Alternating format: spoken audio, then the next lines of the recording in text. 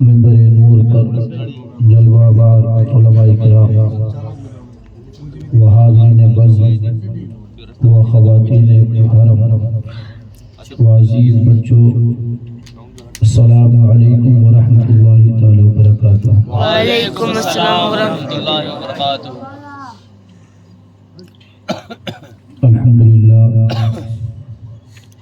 الحمدللہ رب العالمین والصلاة والسلام علی سید المرسلین، اما بعد فاعوذ باللہ من الشیطان الرجیم، بسم اللہ الرحمن الرحیم، منہا خلقناکم وفیہا نعیدکم ومنہا نخرجوکم تارة اخری۔ صدق اللہ العظیم وصدق رسولہ النبی الامین المکین الکریم ونحن علی ذلک لمن الشاہدین والشاکرین والحمدللہ رب العالمین۔ غوث اعظم بمن بے سر و صحابہ مدد، قبلہ دی مدد، کعبہ امام مدد، بگرداب بلا افتاد کشتی، مدد دنیا معین الدین چشتی۔ قادری امنارے یا غوث اعظم زنم، دم شیخ احمد رضا خان قطب عالم زنم، تیری سرکار میں لاتا ہے رضا اس کو شفیع، جو میرا غوث ہے اور لاڈلا بیٹا تیرا۔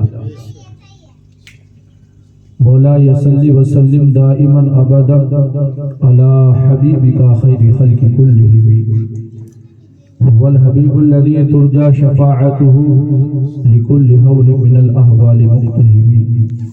یا رب بالمصطفى بلغ مقاصدنا واغفر لنا ما مضى یا واسع الکرم۔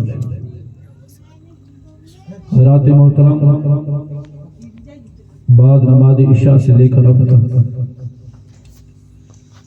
آبو روڈ کے خداور شخصیتیں یہاں پر جلوہ فراز ہے،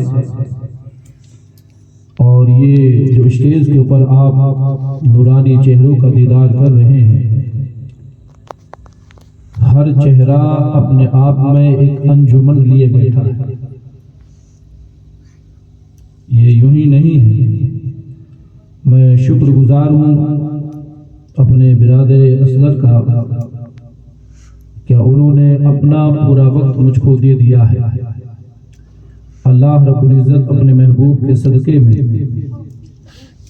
مجھے حق بولنے اور آپ سب کو حق سننے کے بعد اس پر عمل کی سعادت عطا فرمائے۔ بڑی اچھی نصیحتانہ آپ باتیں سماعت فرما رہے تھے، اور بڑے اچھے نعتیہ کلام بھی آپ نے سماعت فرمائے۔ میرے پاس ترنم تو نہیں ہے کہ میں اچھے انداز میں، مطلب یہ ہے کہ تم کو نعت سناؤں، بس نثر میں تیزی کے ساتھ، مطلب یہ ہے کہ آپ کو دو چار اشعار سناؤں گا، اور وہی میری تقریر ہوگی، وہی میرا سب کچھ ہوگا۔ سب سے پہلے تو یہاں آنے کا جو سبب بنا، ہمارے بھائی اختر ہیں جو رانی کے رہنے والے ہیں، ان کی معرفت سے آپ کی محبت بھری دہلیز تک آنا ہوا ہے، اور آپ کی جامع مسجد چھوٹی مسجد کے جو امام صاحب ہیں، وہ میرے برادر اصغر اور میرے بڑے ہی عزیز دوست ہیں، اور الحمدللہ میں کوٹرا چھاونی رہا تو حضرت کی بڑی محبتیں، بڑے اچھے مشوروں سے آپ نوازتے تھے۔ تو آنے کا سبب یہ بھی تھا کہ حضرت سے ملاقات ہو جائے گی۔ آنے کا سبب یہ بھی تھا کہ بیان تو جو ہونا ہے وہ تو ہو ہی جائے گا، مگر مین جو تھا کہ اس بہانے سے، کیونکہ ویسا تو ملاقات کرنے کے لیے الگ سے وقت نکالا جائے تو ائمہ حضرات کے لیے بڑا مشکل معاملات رہتے ہیں۔ میں نے کہ اس بہانے سے چلو دیدار بھی ہو جائے گا، اور آپ لوگوں سے بات چیت بھی ہو جائے گی۔ بہرحال آئیے سب سے پہلے بارگاہ رسالت माहताब नबूवत अल्लाह के प्यारे हबीब हम सब के आका जनाब अहमद मुजतबा मोहम्मद मुस्तफ़ा अरवाहुना फिदा सल्लल्लाहु ताला अलैहि वसल्लम की बारगाह तैयबा में एक मर्तबा बाबा से बुलंद जी लगाकर और अपनी गुनाहगार निगाहों में गुंबदे खजरा का तसव्वुर करते हुए बाबा से बुलंद दुरूद शरीफ पढ़ते हैं। अल्लाहुम्मा सल्ली अला सय्यिदिना मौलाना सल्लल्लाहु अलैहि वसल्लम। अभी कुछ ज़बानें ऐसा मुझे महसूस हुआ कि कुछ होंठ हिले ही नहीं। दोस्तों अल्लामा साहब बैठे हुए हैं और दीगर भी ये जिम्मेदार हजरात इस चीज़ पर बैठे हुए हैं। आपके सामने अगर ये कहा जाए कि भाई नमाज पढ़ो, तो नमाज पढ़ सुनते के साथ ही नमाज पढ़ने का हुक्म नहीं। जैसे अल्लामा साहब ने कहा कि अभी हजरत कह रहे थे, तो जैसे आपने सुना, सुनते के साथ ये नहीं कि आप यही खड़े होकर नमाज पढ़ना शुरू कर दें।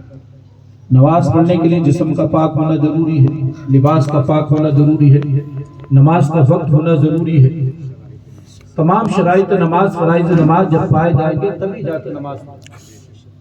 मगर कसम खुदा की दुरूद मुस्तफ़ा जिक्र मुस्तफ़ा वो है कि जैसे ही हम सुने और हमारे कानों से आवाज टकराए कि दरूद पढ़ो तो हमारे ऊपर वाजिब हो जाए। हमारे ऊपर पढ़ना वाजिब हो जाती है कि पढ़ना शुरू कर दे दरूद मुस्तफ़ा। तो दोस्तों जब मैंने कहा तो कुछ लोग कुछ होठ मुझे हिलते हुए दिखाई नहीं दिए, तो यार ये ज़बान जो है मिली है नबी के सदक़े, और ये जो ज़बान जो अल्लाह ने रखी है, इसीलिए इस ज़बान को अल्लाह ने पाक कर रखा है तमाम चीज़ों से कि मेरे महबूब का ये जिक्र करते रहे। जब बच्चा माँ के पेट में होता है तो अल्लाह रब्बुल इज़्ज़त उसको जो ग़िज़ा पहुँचाता है वो नाफ के जरिए से पहुँचाता है। हालांकि दुनिया में आने के बाद वो नाफ के जरिए से नहीं खा सकता था, नाफ के जरिए से अगर उसको ग़िज़ा दीदार तो नहीं हो सकता, मगर दुनिया में आने के बाद हम मुंह के जरिए से खाना खाते हैं, क्योंकि माँ के पेट के अंदर जो अल्लाह ग़िज़ा दे रहा वो नापाक खून होता है, और नापाक खून से अल्लाह उस बच्चे की परवरिश कर रहा होता। ज़बान को अल्लाह ने नापाक खून से महफूज रखा, इसलिए कि इस ज़बान से ये बंदा मेरे महबूब का जिक्र, सुभान अल्लाह, ये बंदा मेरे महबूब का जिक्र करेगा। तो रब ने इस ज़बान को यानी नापाकी से पाक रखा है, और जो ग़िज़ा देनी थी वो नाफ के जरिए से देता रहा। तो दोस्तों ये ज़बान जो है नबी के सदके में अल्लाह ने अता फरमाई है। जब नामे मुस्तफ़ा सुने तो एकदम झूम जाना चाहिए और बाबा से बुलंद पढ़ना चाहिए, अल्लाहुम्मा सल्ली अला सय्यिदिना मुहम्मद मौजूदी बरकरम सलातु व सलाम या सय्यदी या हबीबी या रसूलुल्लाह सल्लल्लाहु तआला अलैहि वसल्लम। क्योंकि सब कुछ जो है वो नाबे नबी के सदक़े में, उन्हीं का सदका है। भाई मरहूम जावेद भाई का जो इंतकाल हुआ है, एक हादसे की मौत, मैंने सुना कि एक हादसे की मौत उनकी हुई। अल्लाह तबारक व तआला अपने हबीब के सदक़े में जावेद भाई की मरहूम की मग़फ़िरत फरमाए अल्लाह, और उनके तमाम ही अज़ीज़ व अक़ारिब को सबको अल्लाह ताला सब्र जमील अता फरमाए। ख़ासकर उनके भाइयों को और उनके वालिदा मोहतरमा को अल्लाह ताला सब्र अता फरमाए। क्योंकि दोस्तों ये घड़ी वो घड़ी होती है कि सब्र करना बड़ा मुश्किल होता है, मगर सब्र करने के अलावा कोई दूसरा चारा भी नहीं, सब्र करने के अलावा कोई दूसरा चारा भी नहीं है। हाँ इतना है कि बंदा जब सब्र करता है और सब्र करने के बाद जब वो अल्लाह का शुक्र अदा करता है तो अल्लाह उस मरहूम की बख्शिश कर देता है। अल्लाह उस मरहूम की जिसके ऊपर इसने सब्र किया है ना, अल्लाह ताला उसकी बख्शिश फरमा देता है। ज़बान से लूहे कहना और ज़बान से बयान करने के बाद रोना चिल्लाना हमारी शरीयत के अंदर हराम है। अल्लाह के हबीब सल्लल्लाहु अलैहि वसल्लम ने इरशाद फरमाया कि जो ज़बान से लूहे और मतलब कलाम करने के बाद रोते हैं, आका फरमाते वो हम में से नहीं। وہ ہم میں سے نہیں ہے. آنکھ سے آنسو گرے تو اس میں پھر شریعت نے اجازت دی ہے, اس پر کوئی روک تھام نہیں ہے. آنکھ سے آنسو غم دوست میں یا غم مطلب بھائی میں آنکھ سے آنسو گر رہے ہیں تو شریعت پر اس کی کوئی پکڑ نہیں ہے. اور جب یہ گرتے ہیں تو اللہ تبارک و تعالیٰ ان آنسو کے توسل سے بھی ہمارے اس مرحوم کے درجات بلند کر دیتا ہے, درجات بلند کرتا ہے. تو آنسو گرنے سے شریعت نے روکا نہیں ہے, نوحے گانے سے شریعت نے روکا. تو ابھی میں بتاؤں گا کہ اس کا کیا کرنا چاہیے اور نوحے کیوں نہیں گانا چاہیے.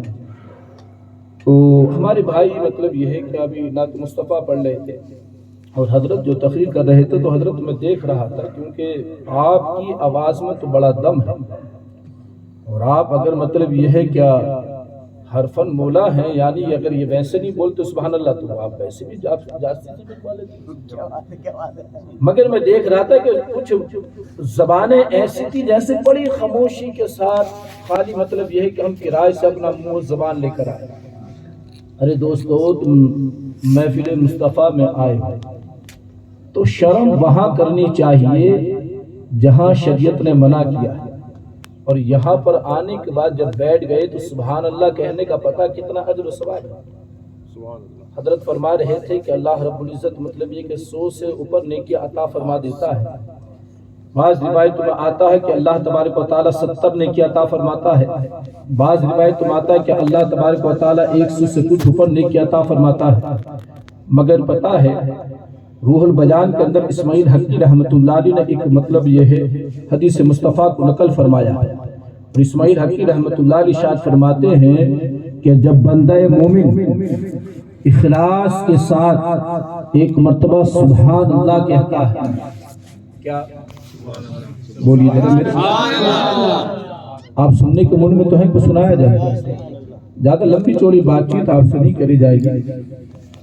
تھوڑا صحیح آپ سے مطلب یہ ہے کہ خطاب کرنے ملاقات کرنے کے لیے میں آیا ہوں. جب بندہ ایک مرتبہ سبحان اللہ کہتا ہے اخلاص کے ساتھ, یوں ہم چلتے پھرتے سبحان اللہ کہہ رہے ہیں تو اس کا مقام الگ ہے, کبھی 70 نیکیاں ہیں, کبھی 700 نیکیاں ہیں, تو یہ نیکیوں میں اضافہ ہوتا رہتا ہے. مگر جب اخلاص کے ساتھ بندہ سبحان اللہ کہتا ہے تو اللہ رب العزت کا عرش آدم ہلنے لگتا ہے, رب کا عرش آدم ہلنے لگتا ہے. جب عرش آدم ہلتا ہے تو حاملان عرش جو فرشتے عرش آدم کو اٹھائے ہوئے ہیں وہ فرشتے عرض کرتے ہیں عرش ہلنے کی وجہ کیا ہے, ابھی تو تم ہل نہیں رہے تھے, اچانک ہلنا شروع کر دیا ہے. تو فرشتوں سے عرش آدم عرض کرتا کہ فرشتوں تمہیں معلوم نہیں ہے آپ روڈ میں ذکر مصطفیٰ ہو رہا ہے اور مولانا انعام الحسن صاحب ذکر مصطفیٰ سنا رہے ہیں, دیگر ائمہ حضرات ذکر مصطفیٰ سنا رہے ہیں, فیضان رضا ذکر مصطفیٰ سنا رہا ہے. اس ذکر مصطفیٰ سننے کے بعد مطلب یہ ہے کہ آپ روڈ کے خوش عقیدہ مسلمان مچل کر سبحان اللہ کہہ رہے ہیں. ان کی سبحان اللہ سننے کے بعد میں وجد کرنا شروع کر دیا ہوں, ہلنا شروع کر دیا ہوں فرشتوں سے. فرشتے جب یہ سنتے ہیں تو فرشتے پوچھتے عرش آدم کب تک ہلتے رہو گے, تو عرش آدم کہتا ہے اے فرشتوں جب تک اللہ رب العزت اس سبحان اللہ کہنے والے کی بخشش نہیں کر دیتا میں ہلتا ہی رہوں گا.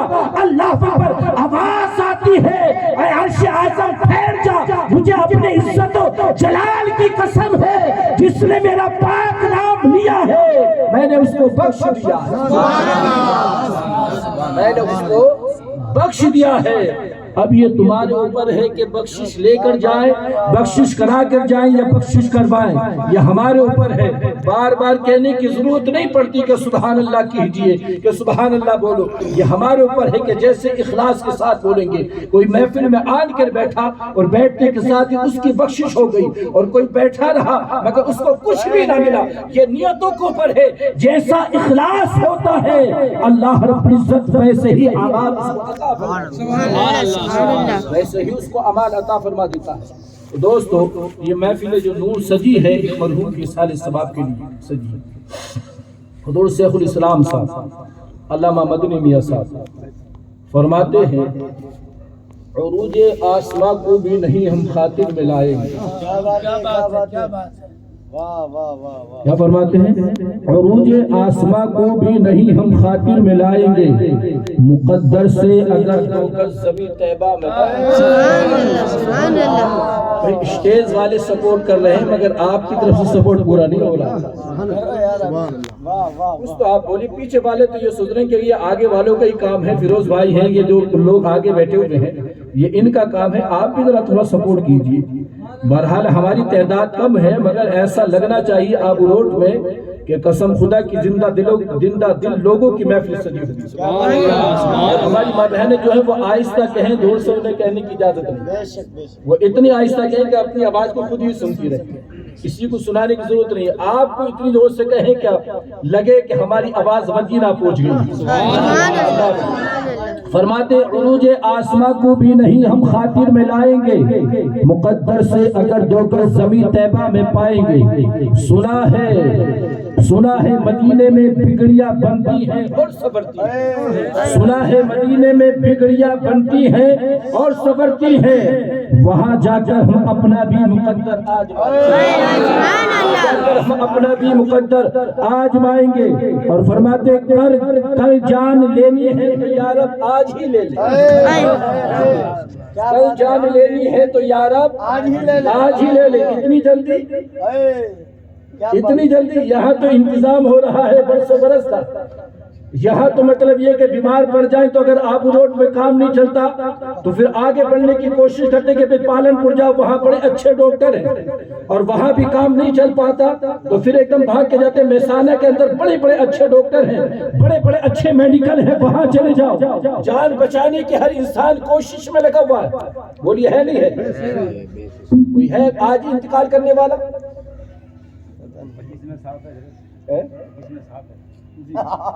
ویکسین لگوائی تو کوئی آج ہی مرنا نہیں چاہتا، ہر انسان اپنے عزیز کو بچانے کی کوشش کرتا ہے یا نہیں کرتا؟ اگر پتہ چل جائے، ہم نے آپ روڈ کے اندر اسپیشل کسی لسٹ کو دکھایا، ڈاکٹر کو دکھایا، اس نے نبض پکڑی، ہاتھ پکڑا، آلہ لگایا، رپورٹ کرائی، اور رپورٹ کرانے کے بعد کہا اگر پالن پور فلاں ڈاکٹر کے پاس لے جاؤ تو بچ سکتا ہے، بولیے جائیں گے نہیں جائیں گے؟ جائیں گے، فوراً جائیں گے۔ پالن پور پہنچے، ڈاکٹر کو دکھایا، پرچہ بنوایا، ڈاکٹر کو دکھایا، ڈاکٹر نے رپورٹ کرائی، چیک کیا، کہا کہ یہ اس کا علاج میں تو نہیں کر سکتا ہوں مگر اگر مہسانہ چلے جاؤ تو بچ جائے گا، یہ تمہارا عزیز بچ جائے گا، بولیے جائیں گے؟ فوراً جائیں گے۔ مہسانہ پہنچے، اس نے رپورٹ نکلوائی، اب تو فیشن چل پڑا رپورٹ نکلوانے کا، بلا رپورٹ کے ذریعے تو کچھ ہے ہی نہیں، بلا رپورٹ کے ذریعے تو کچھ ہوتا ہی نہیں ہے، جب تک پورا ایک فائل نہ بن جائے جب تک ڈاکٹروں کو سکون بھی نہیں ملتا۔ قسم خدا کی جب اسلام تھا تو ہمارے بزرگ خالی چہرہ دیکھ کر بتا دیتے تھے، چہرہ دیکھ کر بتا دیتے تھے کہ یہ جانے والا اس بیماری میں ملوث ہے، یہ جانے والا اس بیماری میں ملوث ہے۔ جب ہمارے بزرگوں کی نظر پڑتی تھی، قسم خدا کی چہرہ دیکھا بتا دیا یہ اس بیماری میں ملوث ہے۔ ابھی ہمارے دوست سرکار غوث پاک کی منقبت پڑھ لیتے، بڑی شاندار منقبت پڑھ لیتے، تو دیکھیے چہرہ دیکھنے کے بعد بات میرے ذہن میں آ گئی۔ روایت سرکار غوث پاک رضی اللہ تبارک تعالیٰ کا دور ہے، کہیے نا سبحان اللہ۔ سبحان اللہ۔ محفل انجمن غوث پاک سجی ہوئی ہے، سرکار غوث پاک رضی اللہ تبارک تعالیٰ کا ایک مرید تھا، کسی دوسرے ملک کا رہنے والا، تو سرکار غوث پاک سے بے پناہ محبت اور الفت کرتا ہے۔ اس کا جو دوست تھا وہ بزرگوں سے عداوت اور مطلب اگر مگر والا تھا، وہ اگر اور مگر والا تھا، بزرگوں کی بات کو مانتا نہیں تھا، ہضم نہیں کرتا تھا۔ ایک دن وہ غوث پاک سے جب دوست ملاقات کے لیے گیا نا تو اس نے کہا یار تو بھی چلنا ساتھ میں، تو بھی چلنا۔ کہا یار میں کیا کروں گا، وہ فقیروں کے در پہ میری بات سمجھ نہیں آتی، فقیروں کی بات میری سمجھ میں نہیں آتی ہے، یہ فقیری وکیری جو ہے۔ غرض یہ کہ وہ دوست بازد ہوا تو ساتھ چلا گیا، سرکار غوث پاک رضی اللہ تبارک کی بارگاہ میں پہنچ گیا۔ اب یہ جو دوست تھا جو پہلے سے غوث پاک کا مرید تھا، یہ تو آپ سرکار غوث پاک کے قدموں میں بیٹھا فیض لیا، یہ خانقاہ کو دیکھ رہا ہے، خانقاہ قادریہ کو دیکھ رہا گھوم پھر۔ جب دیکھا اس نے گھوم پھر کے دیکھتا رہا، ایک جگہ جب طویلے میں پہنچا، کیا دیکھتا بڑی اچھی نسل کے 40 بڑے بندے ہوئے، بڑی اچھی نسل کے 40 بڑے بندے ہوئے۔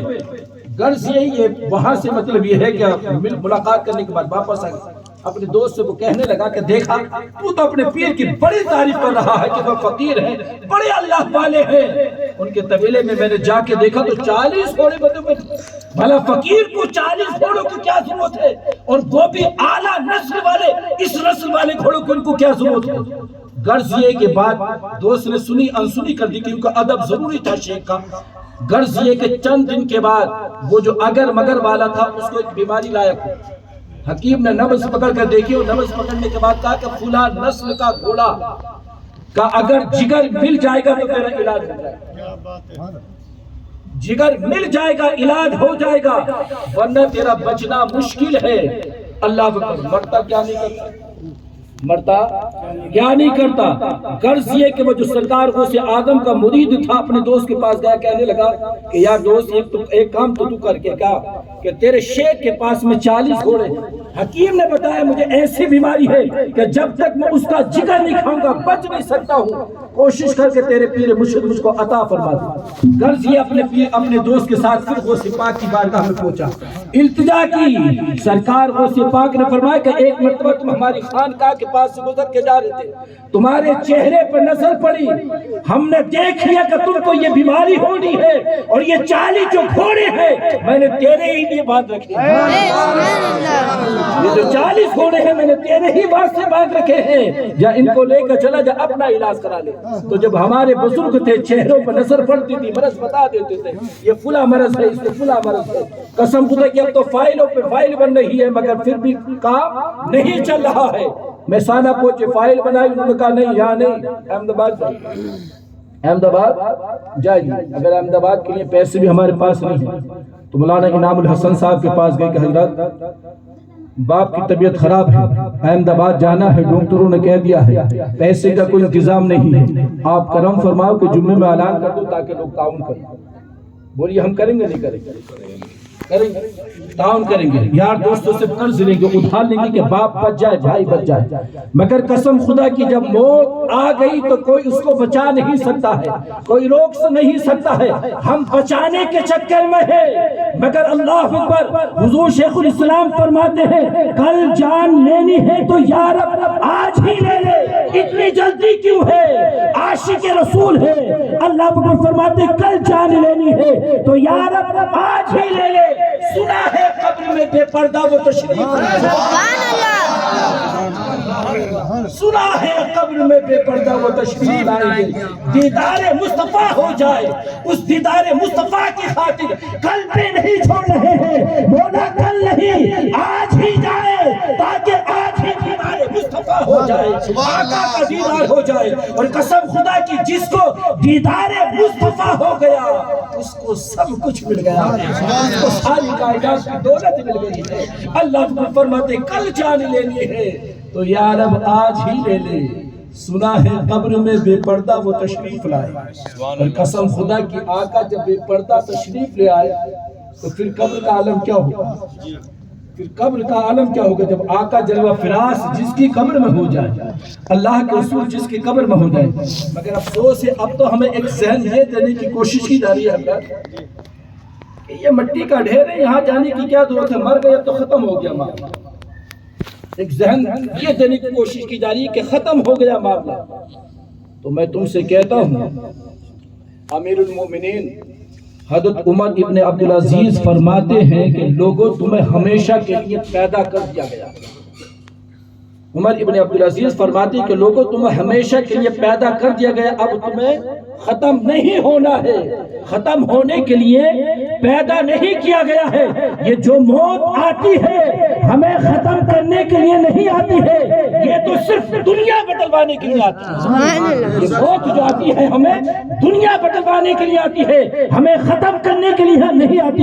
اور ہماری ابتدا جو ہے وہ آبو روڈ میں نہیں ہوئی ہے، ہماری ابتدا آبو روڈ سے بھی پہلے ہو چکی ہے، ہماری ابتدا آبو روڈ سے بھی پہلے ہو چکی ہے۔ جہاں ہماری ابتدا ہوئی ہے وہ عالم ارواح، کیا ہے وہ عالم ارواح ہے۔ جب تک اللہ نے چاہا ہم عالم ارواح میں رہے، جب اللہ کا حکم ہوا تو پھر اللہ کے حکم سے ہم عالم ارواح سے ماں کی پیٹ میں آ گئے۔ ماں کے پیٹ میں جب تک اللہ نے چاہا ماں کے پیٹ میں رہے، اور ماں کے پیٹ سے ہم عالم دنیا عالم شہادت مانگے. یہ عالم شہادت ہے، عالم شہادت مانگے. اب اللہ جب تک چاہے گا 10 سال 5 سال 20 سال 50 سال 150 سال جب تک اللہ چاہے گا. منع تو کر. جب اللہ چاہ گیا تو پھر ہمیں حکم ہوگا کہ اب دنیا بدلو، تو ہم مطلب عالم شہادت سے پھر قبر میں چلے گئے. عالم وہ ہے عالم برزخ. کیا ہے؟ عالم برزخ. اب عالم برزخ میں جب چلے گئے ہم تو قسم خدا کہ جب تک اللہ چاہے گا وہاں رہے گا. اب میں تم سے ایک سوال کرتا ہوں، اگر ختم ہونا ہی مقصود ہے، کیا موت انسان کو ختم کر دیتی ہے؟ تو جب ختم ہونا ہی ہے، مٹی میں مل جانا ہے، تو مٹی میں ملنا ہے تو پھر یہ 18 میٹر مطلب یہ ہے کہ کپڑا کیوں ضائع کیا جاتا ہے؟ یہ جو کفن ہے، کفن کیوں پہنایا جاتا ہے؟ جب مٹی میں ملنا ہی ہے تو پھر یہ کپڑا کیوں ضائع کیا جاتا ہے؟ یا اس کو غسل کیوں دیا جاتا ہے؟ جب مٹی میں مل جانا ہے تو غسل کیوں دیا جاتا ہے؟ پانی کو کیوں ضائع کیا جاتا ہے؟ جب مٹی میں ملنا ہی ہے تو پھر اس کو خوشبو کیوں لگائی جا رہی ہے؟ پھر اس کو خوشبو کیوں لگائی جا رہی ہے؟ خوشبو میں اس کو بسایا جا رہا ہے، کپڑا اس کو نیا کفن، اچھا کفن پہنایا جا رہا ہے، خوشبو لگائی جا رہی، عطر لگائی جا رہی. جب تیار ہو گیا تو اب حکم ہوتا ہے کہ اس کو آہستہ آہستہ لے کر کاندھے پر چڑھو تاکہ اس کو جھٹکا نہ لگے. ختم ہونا ہی ہے تو پھر یہ سب کرنے کی کیا ضرورت ہے؟ اور جب ختم ہونا ہی ہے تو قسم خدا کی جب یہ سب تیار ہوگا تو پھر اب امام صاحب کو اس کو آگے رکھو. عشاء پڑھی تھی انعام الحسن صاحب کے پیچھے، ظہر پڑھی تھی انعام الحسن صاحب کے پیچھے، ان علماء اکرام کے پیچھے وہ نماز زندگی میں پڑھتا رہا. اب ایسا کیا ہو گیا؟ کیا ظہر اثر میں تو یہ پیچھا تھا، اب ان حضرات کے آگے، اب ان حضرات کے آگے ہے. ایسا کیا ہو گیا کہ وہ اتنا بڑھ گیا کہ ان حضرات کے آگے ہو گیا؟ تو سنیے، وجہ یہ ہے ان حضرات سے آگے بڑھنے کی کہ یہ چند لمحات کے بعد مصطفیٰ کا دیدار کرنے والا ہے. سبحان اللہ سبحان اللہ. اس لیے اس کو آگے بڑھا دیا گیا ہے کہ اب یہ کچھ دیر کے بعد دیدار مصطفیٰ کرنے والا ہے. اور جب دیدار مصطفیٰ کرنے والا ہوتا ہے تو پھر اس کو غسل بھی کرایا جاتا ہے، وضو بھی کیا جاتا ہے، نئے کپڑے بھی پہنائے جاتے ہیں، خوشبو بھی لگائی جاتی ہے، تاکہ جب دیدار مصطفیٰ کرے تو اس کا وجود پاک ہونا چاہیے، اس کا جسم وجود پاک ہونا چاہیے. اب جب قبر میں پہنچا اس کو رکھ دیا گیا قبر کے اندر تو حکم ہوتا ہے کہ اس کا رخ کر دو قبلے کی طرف. کہتے نہیں بیچارہ قبلے کی طرف. جب ختم ہونا ہی ہے، من کا مٹی میں مل جانا تو قبلے کی طرف چہرہ کرنے کی وجہ سے اس کی ضرورت کیا ہے کہ قبلے کی طرف چہرہ کرے؟ تو قبلے کی طرف چہرہ کرا جا رہا ہے. پتہ کیوں؟ اس لیے قبلے کی طرف چہرہ کرایا جا رہا ہے کہ اس قبلے کی طرف سے ہی اللہ کے رسول قبر میں تشریف لاتے ہیں، آقا تشریف لے کر آتے ہیں، تاکہ جب قبلے کی طرف سے تشریف لے کر آئے تو اس کو رخ بدلنے کی ضرورت نہ پڑے. جیسے اللہ کے رسول کو دیکھے تو پڑھنا شروع کر دے مصطفیٰ جاری رحمت لاکھوں سلام. شمع بز میں ہدایت پہ لاکھوں سلام. پڑھنا شروع کر دے جیسی آقا علیہ السلام کا دیدار ہو. اور قسم خدا کی جب نبی کا دیدار ہوگا تو پھر ایک عاشق کا انداز ہی نرالا ہوگا. اللہ اکبر. اس کا انداز ایسا نرالا ہوگا جیسے سرکار سیدی اعلی حضرت عظیم البرکت علی رحمت اللہ ارشاد فرماتی ہے کہ لوگوں میری قبر کو اتنا گہرا کھودنا جب آقا تشریف لے کر آئے تو میں بیٹھا نہ رہوں بلکہ اس میں کھڑا ہوں. جیسے ساری زندگی میں کھڑے ہو کر نبی پر درود پڑھتا رہا، سلام پڑھتا رہا. کبھی کعبے کے بدر تجا تم پہ کروڑوں درود، طیبہ کے شمس ضحا تم پہ کروڑوں درود. جب میں دنیا میں پڑھتا رہا، آقا تشریف لے کر جب میری قبر میں آئے تو میں وہاں بھی کھڑے ہو کر کہوں یا رسول اللہ مصطفیٰ جاری رحمت پہ لاکھوں سلام، شمع بز میں ہدایت پہ لاکھوں سلام. اللہ اکبر. وہاں بھی میں کھڑے ہو کر یہ پڑھتا رہوں. تو ایک عاشق کا معاملہ تو یہ ہونا چاہیے، عاشق کا معاملہ یہ ہونا چاہیے. تو دوستو اس لیے اس کو دلہا بنا کر لے کر جایا جاتا ہے. اور مرنے کے بعد انسان ختم نہیں ہوتا بلکہ اس کی اب یہاں سے حقیقت زندگی تو اب شروع ہوئی، اب یہاں سے اس کی شروعات ہوئی. اب دیکھیے حدیث مصطفیٰ میں آتا ہے، جیسے ہمارے بھائی کہہ رہے تھے، مولانا صاحب کہہ رہے تھے، حضرت کہہ رہے تھے اللہ کے رسول صلی اللہ علیہ وسلم ارشاد فرماتے کہ بہت ساری قبر میں لیٹے ہوئے مردے اپنے بھائیوں کی دعاؤں کے طالب ہوتے ہیں کہ لوگوں ہمیں اپنی دعاؤں میں یاد رکھو، ہمیں اپنی دعاؤں میں یاد رکھو۔ بہت سارے مردے جو ہیں اپنے باپوں کی دعاؤں کے طالب ہوتے ہیں کہ اپنی دعاؤں میں ہمیں یاد رکھو۔ اللہ اکبر، ماں کی دعا کے طالب ہوتے ہیں، بھائی کی دعا کے طالب ہوتے ہیں، دوست کی دعا کے طالب ہوتے ہیں، وہ پکارتے رہتے ہیں وہاں قبروں کے اندر کہ ہمیں اپنی دعاؤں میں یاد رکھو۔ اللہ کے رسول صلی اللہ علیہ وسلم ارشاد فرماتے ہیں جب کوئی بندہ اپنے کسی عزیز کے لیے دعا کرتا ہے اللہ اس کے درجات کو بلند فرما دیتا ہے، اللہ اس کے درجات کو بلند فرما دیتا ہے۔ جیسے حضرت نے کہا کہ میں نے اتنی زندگی میں 600 قرآن پڑھے، یہ 5000 قرآن پڑھنا، 4000 قرآن پڑھنا خالی آنکڑے بڑھانا ہی ہے، قرآن پڑھنا بھی کیا بات ہے، کیا بات ہے، خالی آنکڑے بڑھانا ہی ہے، یہ قرآن پڑھنا بھی ہے۔ جیسے حضرت کہہ رہے تھے کہ 3 مرتبہ قل اللہ شریف پڑھو۔ اللہ کے رسول صلی اللہ علیہ وسلم کی حدیث مبارکہ ہے کہ جس نے قبرستان گیا اور 11 مرتبہ قل اللہ شریف پڑھا، کتنی؟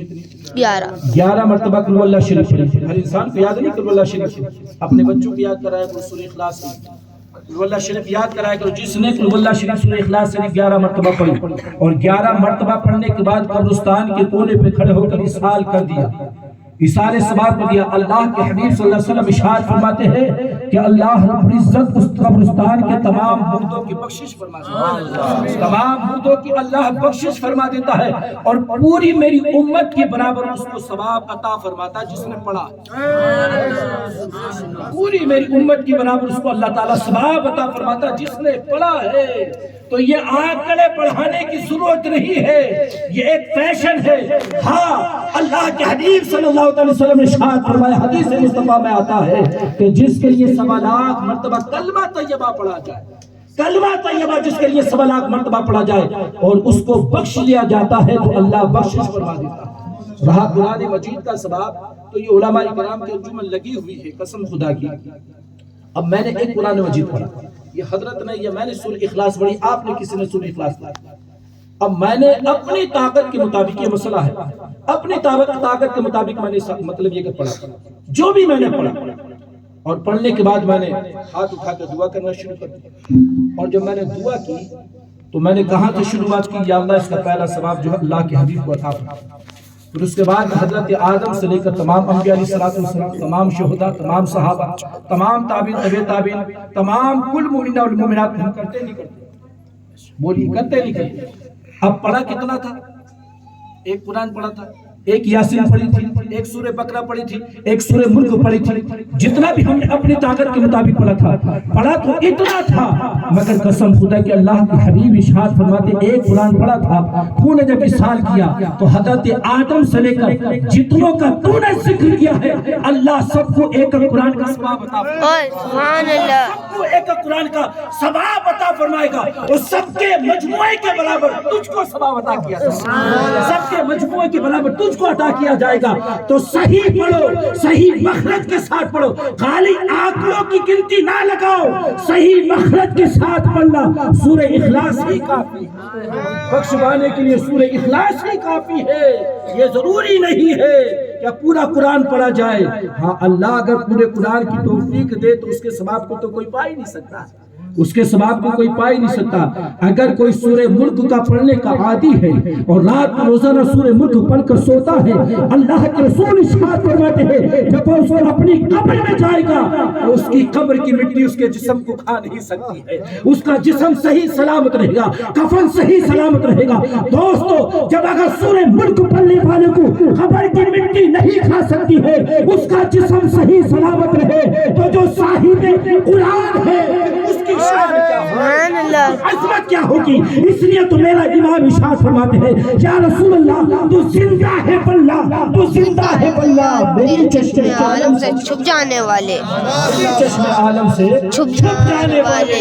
قسم خدا کی، جب سورہ ملک پڑھنے والا قبر کے اندر محفوظ ہے تو جس کو پر قرآن مجید نازل ہوا ہے تو بتاؤ وہ نبی کیسے محفوظ ہے؟ اس اس کے صدقے میں تو یہ محفوظ ہے، اس کے صدقے میں ہی تو اس کے جسم کو مٹی نے نہیں کھایا ہے۔ قسم خدا کہ ہمارے نبی بھی اپنی قبر میں زندہ ہیں، اور ہمارے نبی کے علاوہ جتنے انبیاء علیہ الصلوۃ والسلام ہیں سب اپنی قبروں میں زندہ ہیں، اپنی قبروں کے اندر زندہ ہیں۔ تو دوستو اپنے مرحومین کے لیے اصالہ ثواب کا، اپنے مرحومین کے لیے اصالہ ثواب کا۔ ہماری جو بھائی کا انتقال ہوا ہے جاوید بھائی کے، ان کی والدہ محترمہ، دیکھو ماں تو سب کی ماں ہوتی ہے، قسم خدا کی ماں جیسی کوئی انمول دنیا کے اندر دولت نہیں ہے۔ اور یہ ماں نا اگر اپنے چند آنسو بہا دیتی ہے تو اللہ بڑے سے بڑے پاپی کو گناہوں کو دھو دیتا ہے۔ روح البیان کے اندر آتا ہے، روح البیان اسماعیل حقی رحمۃ اللہ علیہ ارشاد فرماتے ہیں، ایک واقعہ آپ نے نقل فرمایا کہ بصرہ کے اندر ایک بڑا گناہگار شخص رہتا تھا، ایسا گناہگار، ایسا پاپی کہ دنیا کے تمام گناہ اس نے کیے تھے، زنا، بدکاری، جو گناہ تھا دنیا کے اندر کوئی گناہ اس نے نہیں چھوڑا۔ جب اس کی موت کا وقت قریب آیا نا تو اس نے اپنی ماں کو بلایا، اور اپنی ماں کو بلانے کے بعد کہا، ماں میں نے دنیا کا کوئی گناہ ایسا نہیں ہے کہ جو نہیں کیا ہوا، اگر میرا انتقال ہو جائے اور بصرہ کے لوگوں کو پتہ چلا تو لوگ مذاق بنائیں گے، لوگ کہیں گے چلو اچھا ہوا بصرہ پاک ہو گیا ایک پاپی سے، ایک پاپی کا گناہگار کا انتقال ہو گیا، ایک مطلب یہ ہے کہ تمام برائی کرنے والے کا خاتمہ ہو گیا، لوگ تالیاں بجائیں گے، خوشیاں منائیں گے۔ میری ماں میں تجھ سے التجا کرتا ہوں کہ جب میرا انتقال ہو جائے تو میرے انتقال کی خبر کسی کو نہیں دینی، میرے انتقال کی خبر تجھے کسی کو نہیں دینی ہے، اور 4 لوگوں کو بلا کر اگر نہیں آئے تو مزدوری پہ بلا لینا، اور میری ماں تو مجھ کو جا کر قبرستان میں دفن کر دینا، میری ماں مجھ کو لے جا کر قبرستان میں دفن کر دینا۔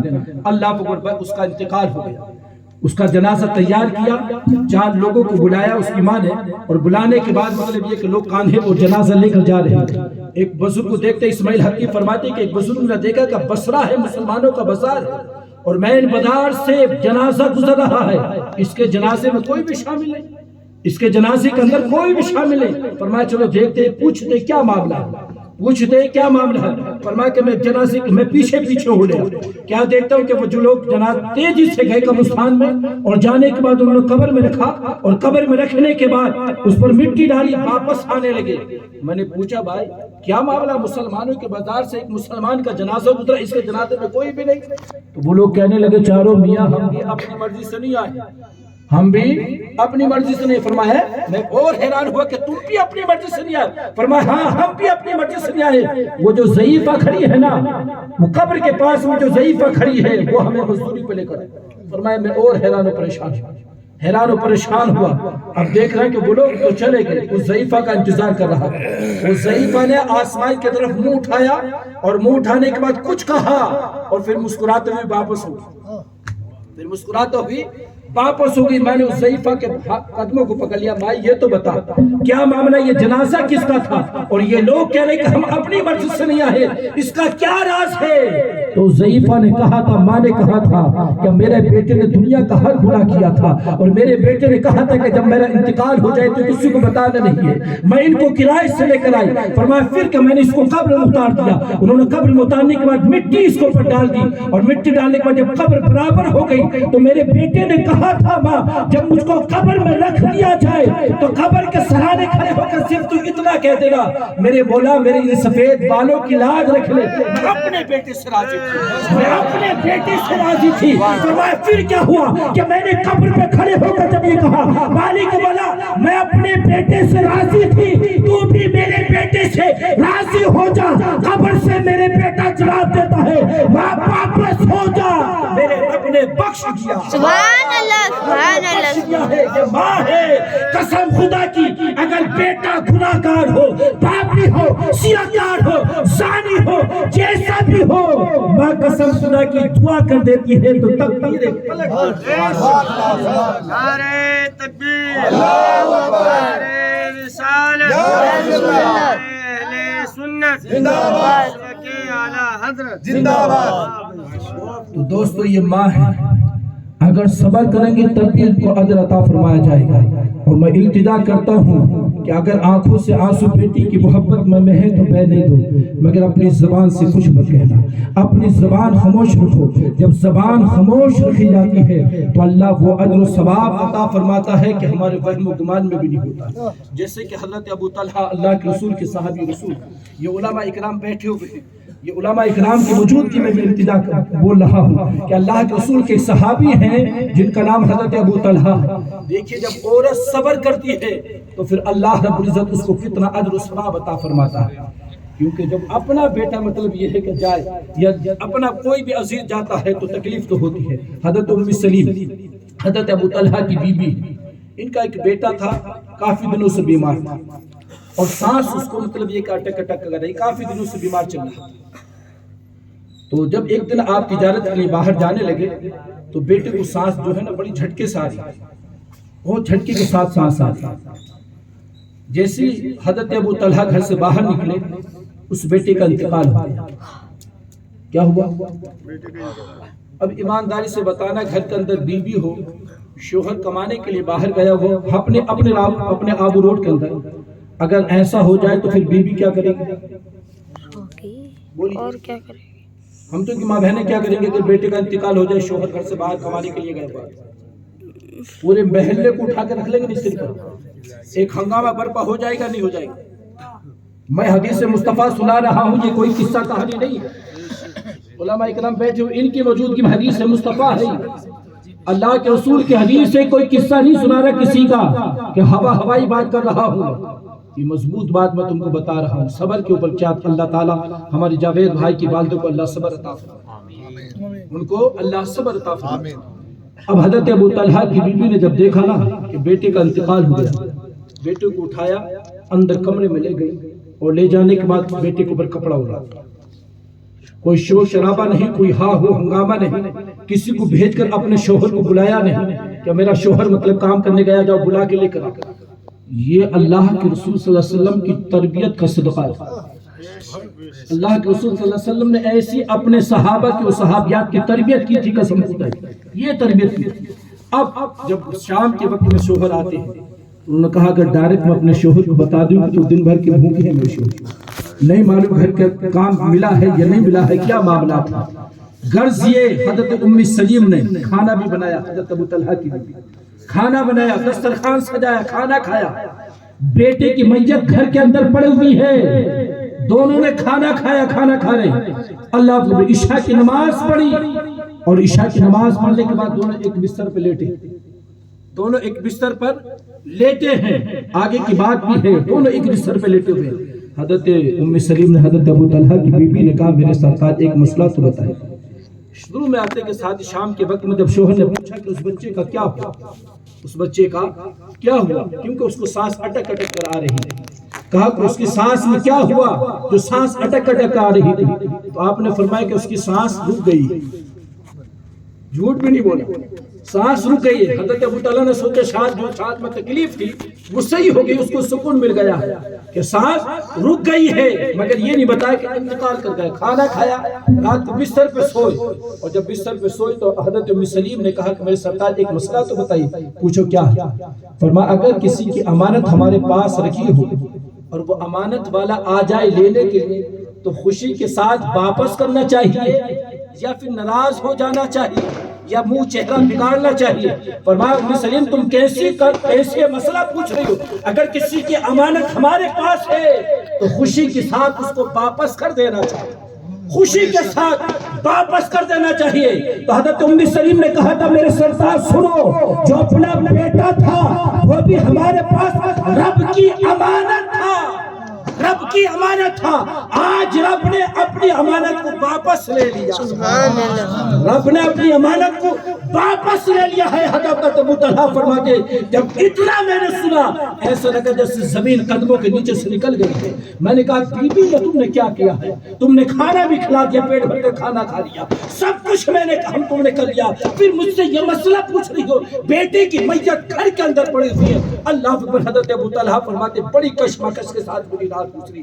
جب آقا کی بارگاہ میں فجر کی نماز ادا کی, نماز سے فارغ ہوئے, پیغمبر اسلام کی چہرے پر جیسی میری نظر پڑی ہے, آقا نے جیسی دیکھا اللہ کے رسول مسکرانے لگتے ہیں اور مسکرا کر ارشاد فرماتے ہیں, ابو طلحہ جو رات تو نے اور تیری بیوی نے کرا ہے اس سے اللہ بھی خوش ہے, اللہ کا رسول بھی. سبحان اللہ, سبحان اللہ. اللہ بھی خوش ہے, اللہ کا رسول بھی خوش ہے. یہ ہے اللہ کے حبیب صلی اللہ علیہ وسلم کو بتایا نہیں ہے. لوگ کہتے ہیں مصطفیٰ کو علم غیب نہیں ہے, آقا کو اس بات کا علم تھا, اس کا علم نہیں تھا. حضرت ابو طلحہ رات میں کیا کر رہے ہیں, ان کے گھر میں کیا ہوا ہے, قسم خدا کی میرے مصطفیٰ اس کو بھی جانتے ہیں, آقا جانتے ہیں. ارے کیوں نہ جانے, جب بریلی کا امام کہتے ہیں یا رسول اللہ اور کوئی ہے بھی کیا تم سے نہا ہو بھلا, جب نہ خدا ہی چھپا تم پہ کرو ردود, جب نہ خدا ہی چھپا تم پہ کرو ردود. آقا ارشاد فرماتے ابو طلحہ جو رات تم نے کیا ہے اس سے اللہ بھی خوش ہے, اللہ کا رسول بھی خوش ہے, اور تم کو ایک بہترین بیٹے کی بشارت عطا کرتا ہوں جو آگے چل کے تمہاری نسل بھی جس سے چلے گی اور وہ دین کا بہت بڑا عالم بنے گا, دین کا بہت بڑا عالم بنے گا. تو یہ اللہ کے حبیب صلی اللہ علیہ وسلم ہے. دیکھیے کہ بیٹا گھر میں پڑا ہوا ہے. میرے دوستو جب عزیز جاتا تکلیف تو ہوتی ہے, مگر قسم خدا کی جو تکلیف پر صبر کرتا ہے اللہ اس کو اجر عطا فرما دیتا ہے. اور ماں آنسو بہانے کے بعد, آنسو گرنے کے بعد اگر رب سے التجا کرتی ہے بیٹا کتنا بڑا پاپی کیوں نہ ہو, اللہ اس کے تمام گناہوں کو معاف فرما دیتا ہے, اس کے تمام گناہوں کو معاف فرما دیتا ہے. دوستو میرا ٹائم تو پورا ہو چکا ہے, ٹائم تو پورا ہو چکا ہے, 12 بج چکے ہیں, 12 بجے تک خبر ہو گئی.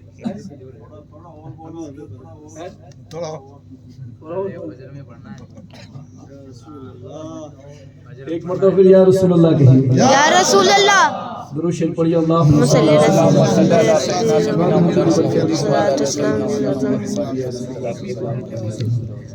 اچھا چلو اور تو بولیں گے, مگر ایمانداری سے اتنا بتاؤ کہ فجر کی نماز کتنی پڑھیں گے.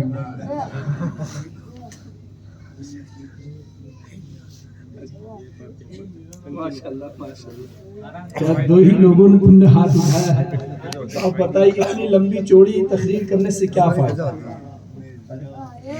2-4 گھنٹے جیسے مطلب حضرت بول رہے تھے 2-4 گھنٹے تقریر کرتے رہو, 5 گھنٹے تقریر کرتے رہو.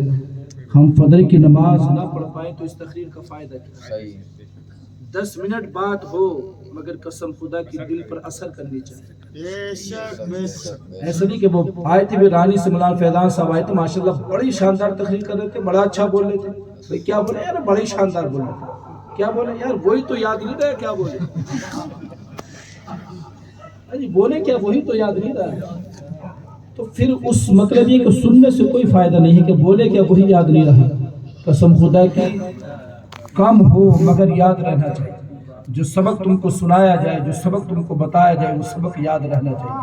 اور جب سبق یاد ہوتا ہے تو مسجدیں سونی نہیں, ویران نہیں, قسم خدا کی مسجدیں آباد نظر آتی ہیں, آباد نظر آتی ہے. آج دنیا کے جو حالات ہیں اور کیا حالات یہ چل رہے ہیں دوستو, قسم خدا کی دنیا ہمیں مٹانے میں لگی ہوئی ہے اور ہم اپنی موج مستی میں لگے ہوئے, ہم اپنی موج و مستی میں لگے ہوئے. قسم خدا کی دوستو اپنی مسجدوں کو آباد کر لو, اور جب یہ مسجدیں آباد ہوں گی اور جب سجدوں میں سر رکھ کر بندہ مانگتا ہے تو اللہ دنیا کے حالات کو بدل دیتا ہے, دنیا کے حالات کو بدل دیتا ہے. ورنہ مطلب یہ کہ شور شرابہ کرنے سے کچھ نہیں ہوتا ہے. تو دوستو اپنے کہنے کا مقصد یہ ہے کہ نماز پڑھنا شروع کر دو, اور جس گھر میں انتقال ہو جائے اس گھر کے لوگ تو اور زیادہ نماز زیادہ, اس گھر کے لوگ تو اور زیادہ ان کو نماز پڑھنی چاہیے, ان کو تو اور عبرت حاصل کرنی چاہیے کہ یار میرے بھائی کا انتقال ہو گیا, نہیں معلوم میری کب باری آ جائے. تو دوستو انتقال سے پہلے ہمیں تیاری کرنی چاہیے, تیاری کرنی چاہیے نہیں چاہیے. اب یہاں رانی سے یہاں آئے ہیں تو آنے سے پہلے ہم نے تیاری کی نہیں کی. اب یہ علماء اکرام مطلب یہ ہے کہ اپنی اپنی مسجدوں سے آئے ہیں تو آنے سے پہلے انہوں نے یہاں آنے تک کے لیے تیاری کی. یہاں آنے کے لیے تیاری کی. آپ مطلب یہ کہ جو مہمان ہیں ادھر سے جائے انہوں نے آنے کے لیے تیار مطلب یہاں آنے کے لیے تیاری کی. ہم تم 1 گھنٹے کے لیے 2 گھنٹے کے لیے 1 دن کے لیے 2 دن کے لیے جاتے تو اسی حساب سے تیاری کر کے لے کے جاتے ہیں. قسم خدا کی جہاں ہمیں برسوں نہیں معلوم کب تک رہنا, جب تک اللہ چاہے, جب تک قبر میں رہنا, وہاں کے لیے کوئی تیاری نہیں. وہاں بلا تیاری سے چلے جائیں گے, وہاں بلا تیاری سے چلے جائیں گے. تو دوستو نمازوں سے اپنی پیشانیوں کو سجا دو. یہ قسم خدا کی اس پیشانی سے سجدوں کی طلب معلوم ہو جانی چاہیے. ہماری مسجدیں آباد ہوں گی تو بندہ بیٹھ کر جہاں التجا کرے گا وہیں سے اللہ سن لے گا, اس کی فریاد کو سن لے گا. تو دوستو یہ قصہ لطیفے سنانے سے, بڑے بڑے بیانات کرنے سے, بڑے بڑے عالموں کو بلانے سے, 1 لاکھ 2 لاکھ 5 لاکھ اٹھانے سے کوئی فائدہ نہیں ہے. فائدہ یہ ہے کہ امام صاحب نے جمعے کے دن تقریر کی, اور جمعے کے دن تقریر کرنے کے بعد جب انہوں نے تقریر کی تو وہ دل پر نشر کر گئی. جیسی دل پر نشر کی ہے یہ بھی سننے کے لیے آ گئے. انہوں نے کہا کہ یار جب تم سن رہے ہو تو ہم کیوں نہیں سنتے, جب تم سن رہے ہو تو ہم کیوں نہیں سنتے.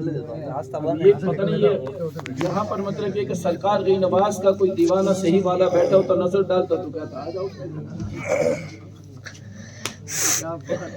جیسے کہ سرکار غنی نواز علی رحمت اللہ کا گزر ایک علاقے سے ہوا, دیکھا کہ وہاں پر مطلب یہ کہ پوجا چل رہی تھی گائے کی, اور وہ گائے بھی پیتل کی گائے بنی ہوئی تھی. فرمایا کہ ہمیں تو دودھ تو اس کا ہی پینا ہے, دودھ اس کا ہی پینا. کہ بابا یہ دودھ کہاں دیتی ہے, یہ تو پیتل کی, یہ تو پلایا جاتا ہے اس کو, یہ دیتی نہیں ہے. فرمایا نہیں ہمیں تو اس کا ہی دینا.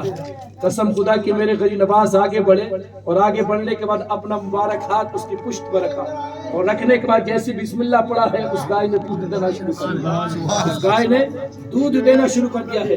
تو ایک روایت میں پڑھا تھا میں نے کہ یہ جانور جو ہیں درندے پرندے جتنے ہیں, جب اللہ کا ذکر ہوتا تو یہ بھی کل قیامت کے دن گواہی دیں گے. ذکر مصطفیٰ سننے کے بعد یہ گواہی دیں گے. تو آپ وعدہ کرو کہ ہم آج سے انشاءاللہ نماز پڑھنا شروع کر دیں. انشاءاللہ آج سے ہم نماز پڑھنا شروع کر دیں. جو نہیں پڑھی جو قضا ہو چکی ہے اس کو بھی دہرائیں گے, اور آج سے انشاءاللہ ہم ادا کریں گے بھی اور قضا کو بھی پڑھیں گے. اللہ تبارک و تعالی ہم سب کو عمل کی توفیق عطا فرمائے. ایک مرتبہ کلمہ طیبہ پڑھیے, لا الہ الا اللہ محمد رسول اللہ صلی اللہ علیہ وسلم, استغفر اللہ و اتوب الیہ.